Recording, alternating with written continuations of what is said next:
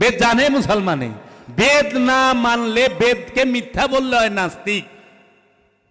তাহলে বুঝেই না, বিশ্বমিত্র মুনি তিনি বেদ দিছেন, তাহলে এই ঋষিদের মুনিদের যারা না মানে তারা হইল নাস্তিক। আমাগো আরবি ভাষা হইল কাফের, মানে আরবের কাফের, আর এই হিন্দুস্তানের হিন্দুসের অখণ্ড ভারতের হইল নাস্তিক।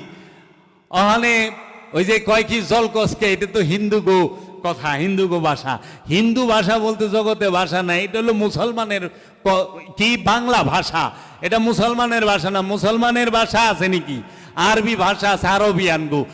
বাঙালির বাংলা ভাষা, হিন্দুস্তানের হিন্দি ভাষা, তামিলের তামিল ভাষা।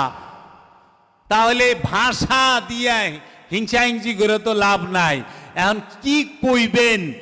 সব জায়গায় খালি হিংসা হিংসি, যাই নাও কয়, না যাই ন কয়, কয় বন্ড। বন্ড মানে কি? যে আন্ডার কুসুম নাই, যে আন্ডার মধ্যে কুসুম নাই ওইটারে কয় বন্ড।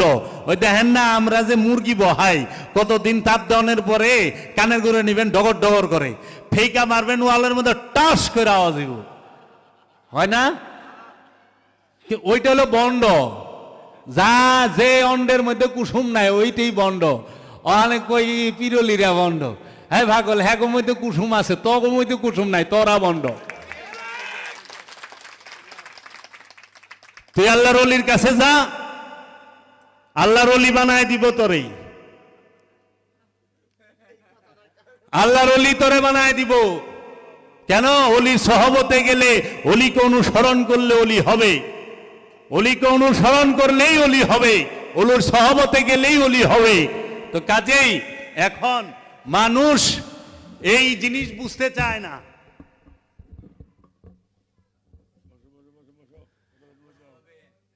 এই জিনিসগুলো বুঝতে চায় না বলে।